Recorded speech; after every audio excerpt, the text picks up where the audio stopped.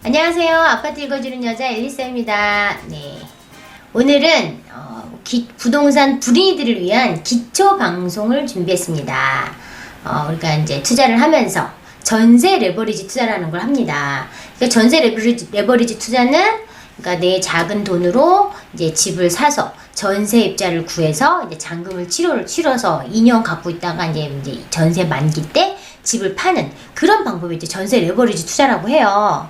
그런데 이 투자가 어떻게 보면 뭐 작은 돈으로 집을 살 수 있는 그런 굉장히 좋은 이런 방법이긴 하지만 이 투자의 가장 큰 이제 문제점이자 가장 이 힘든 부분이 뭐냐면 전세를 이제 맞추는 거거든요.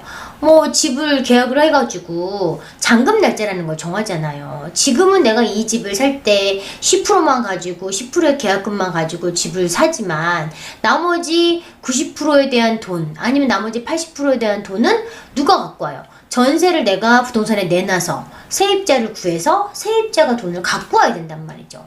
그런데 잔금 날짜가 꾸역꾸역 다가오는데 내 집에 들어올 세입자를 구하지 못한다. 이러면은 이제 막 걱정이 태산이 되죠. 막 어떻게 해야 되나 막 고민이고 내가 막 너무 잠에 잠도 안 오고 이제 잔금날을 내가 어떻게 잔금을 맞추나 이런 고민들 되게 많이 하셔요.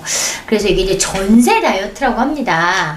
그래서 이제 전세 못 맞춰서 막 잠 못 자고 스트레스 받고 기존에 살던 세입자가 재계약을 안 하고 나가버렸어.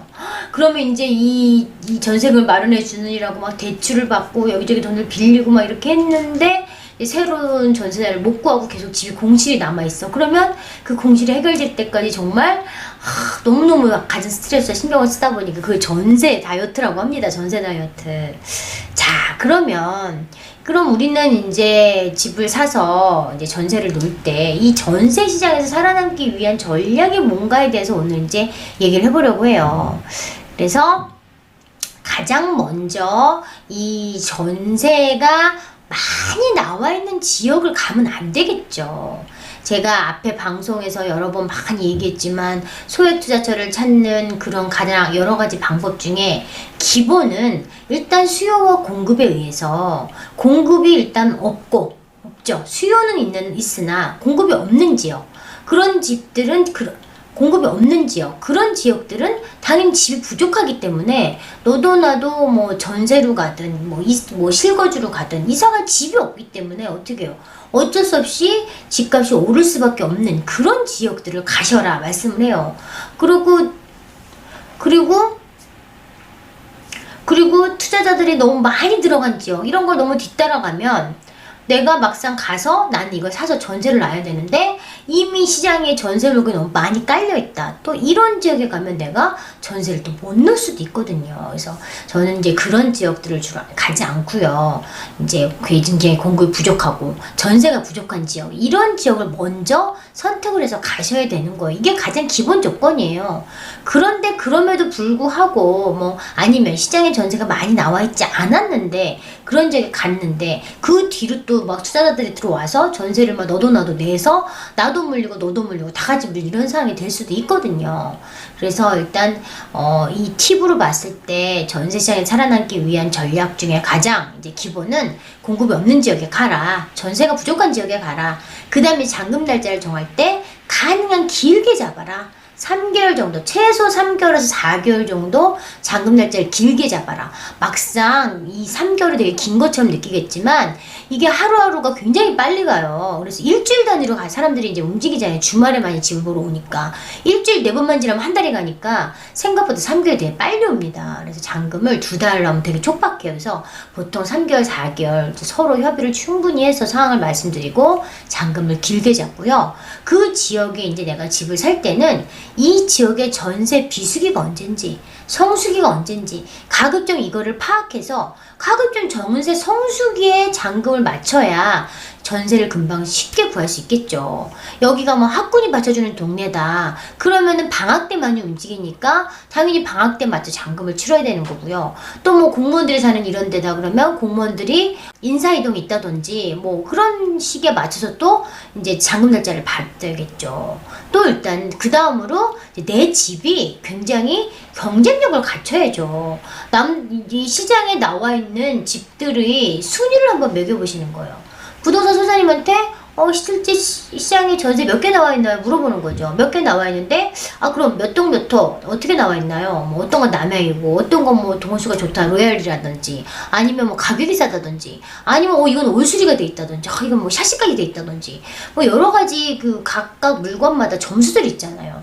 그럼 내가 갖고 있는 이 물건이 도대체 시장에, 현 시장에 나와 있는 전세 매물 중에 도대체 몇 등이나 하는지, 내가 1등이면 조금 높은 가격에 나와도 전세가 1등으로 나갈 것이고, 내가 만약에 좀 좋지 못하다. 그러면 어떻게 해야 돼요? 내가 내 물건이 좋지 못하면 내 물건을 좋게 만들거나 돈을 조금 더 들여서 내 물건의 가치를 높여놓는 거죠. 이게 뭐예요? 수리죠, 수리. 올수리를 한다든지 아니면 가격으로 조금 메리트를 준다든지 이런 식으로 하고요.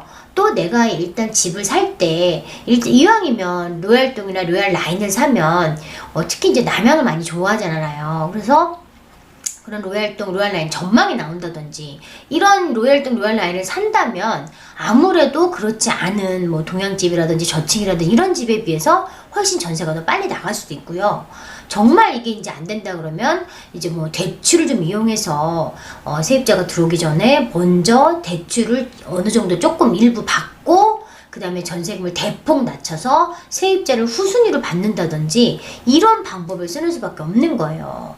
그리고 이제 나는 또 부동산 한 군데만 믿고 맡기면 안 되는 게 뭐냐면 그 지역에 부동산이 되게 많잖아요. 그런데 내가 이제 의리를 지키려고 이제 집을 이제 사준 부동산 있잖아요. 매수한 부동산에 이제 전세를 하나 뿌리잖아요. 그러면은 이제 이 부동산 하나만 뿌리면 이 부동산에서는 뭐라고 얘기하냐면 자기가 여기저기다 뿌리고 광고했기 때문에 괜찮아요, 괜찮아요 말 얘기한단 말이죠.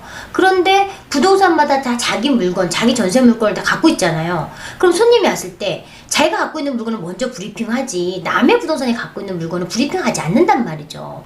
그래서 물론 그 매수 부동산의 의리를 지키고 싶은 마음은 알겠으나 그 의리를 지키는 기간은 가능한 짧게 주시는 거죠. 일주일 내지는 2주일 정도 그분한테 일단은 이제 의리를 지키는 시간을 드리세요. 뭐 일주 2주든. 그리고 이제 어느 정도 서로 기분 나쁘지 않게 양해를 좀 구해서 내가 잔금을 못 마치면 내가 너무너무 이제 괴로운 상황이 되니 제가 언제까지 좀 기다려 드릴게요. 일하고 그 시간이 지나면 이제 제가 몇 군데 더 뿌리겠습니다. 몇 군데 더 내놓을게요 하고서 이제 가능한 많은 부동산의 물건을 내놓는 게 오히려 더 현명하죠. 잔금 못 맞추면 오히려 내가 괴로운 거고 내가 어디다 돈을 마련해야 되는 거기 때문에 부동산 소장님이 책임져 주지 않거든요. 그래서 의리를 지키는 것도 물론 좋으나 가급적이면 전세가 안 나간다 그러면 그 이제 지역에 있는 여러 부동산에 이제 물건을 내놓는 거죠. 문자로 보내고 전화도 하고 아니면 또 이제 어떤 전략이 좋냐면 이제 얘가 전세 가격이 예를 들어 뭐 한 3억이다. 3억인데 요 옆에 동네에 3억보다 조금 비싼 동네 있어요. 뭐 3억 5천이라든지 3억 한 2, 3천이라든지 그러면 그런 동네에다가 내 물건을 살짝 이제 마케팅 뿌리는 거죠. 그러면 예를 들어 그 동네 전세를 구하러 온 사람이 3억 5천 너무 비싸다. 좀 싼 거 없나요? 이러면 요 동네는 아니지만 요 동네에 3억짜리 물건인데 한번 가서 보실래요? 그럼 이 사람이 돈이 조금 부족한 사람이 여기를 보러 갔다가 일로 올 수도 있거든요. 뭐 밑에 있는 사람이 위로 오긴 힘들지만 위에 있는 사람이 밑으로 내려서 올 수는 있으니까 그런 방법도 좀 있거든요. 그리고 이런저런 다 방법을 썼단 말이죠. 잔금도 길게 했고 뭐 비수기 성수기도 맞췄고 내가 정말 수리도 하고 정 앉아서 가격도 좀 깎아주고 막 이렇게 다 부동산에 여기저기 다 뿌렸어. 근데도 불구하고 이제 안 나가. 그래도 안 나가면 어떻게 해요? 그냥 손 놓고 있으면 안 돼요. 손 놓고 있으면 내가 잔금을 못 칠 잔금날 내 잔금을 들고 세입자를 못 구하면 내가 나머지 돈을 구해야 된단 말이죠. 그러니까 내가 고가는 완전히 비우면 안 되고 뭔가 비상 대책을 마련해야 됩니다. 이거 결국 뭐예요? 대출이죠. 대출을 알아봐서 뭔가 내가 잔금을 치를 수 있는 그런 이제 대책을 마련하셔야지 그냥 무대뽀로 무조건 막 남들이 간다 쫓아가서는 괜히 계약금 10%만 뗄 수도 있는 거거든요.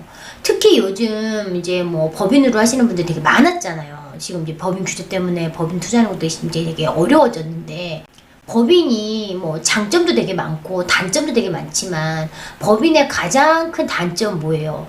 이 세입자들이 법인 전체에 잘 안 들어오려고 하거든요. 물론 법인이라고 해서 다 위험한 건 아니란 말이죠. 요즘은 뭐 1인 법인도 많고 세금을 안 내서 뭐 경매에 넘어간다든지 뭐 지금 월급 못 준다든지 이런 일로 인해서 뭐 내가 법인이 갖고 있는 물건이 뭐 문제가 생기긴 거의 희박하지만 어쨌든 이제 법인이라고 하면 굉장히 기피하는 세입자들에게 기피하는 그 시장의 분위기가 형성되면 집주인이 법인인 그런 물건은 전세 빼기가 되게 힘들단 말이죠. 그러면 이제 이 지역에 정말 법인이 안 되는 지역이다 그러면 애초에 이제 그 시장에 물건을 매수할 때 이 지역은 법인이 안 된다. 부동산 소장님이 되게 잘 아시거든요. 그런 지역들은 애초에 법인으로 안 사시는 게 더 좋을 수도 있는 방법이죠. 아니면 이제 법인의 안전함에 대해서 충분히 부동산 소장님한테도 설명을 하고 뭐 들어오실 세입자분한테도 충분히 설명을 하고 내가 이제 그걸 안전장치로 뭐 보증금을 들어준다든지 아니면 전세권 설정을 해준다든지 아니면 이제 법인 대표가 이제 전세금 반환에 대한 연대 책임을 진다든지 이런 여러 가지 안전장치를 좀 해준다고 하고 세입자를 구할 수 있는 방법도 있어요. 그런데 뭐 그럼에도 불구하고 법인 물건에 이제 세입자를 구하기가 되게 어렵기 때문에 그 지역의 특성을 잘 알고 그거는 이제 진입을 하셔야 됩니다. 자, 오늘은 이 전세 시장이 살아남기 위한 전략에 대해서 말씀드렸어요. 그럼에도 불구하고 지금 전세를 못 맞춰서 전세 다이어트를 하고 계신 분들이 아직 굉장히 많으실 거라고 생각돼요. 어쨌든 끝까지 포기하지 마시고 노력을 들인 만큼 내가 정성을 쏟은 만큼 좋은 결과가 있으리라고 봅니다. 모두 화이팅! 예, 감사합니다.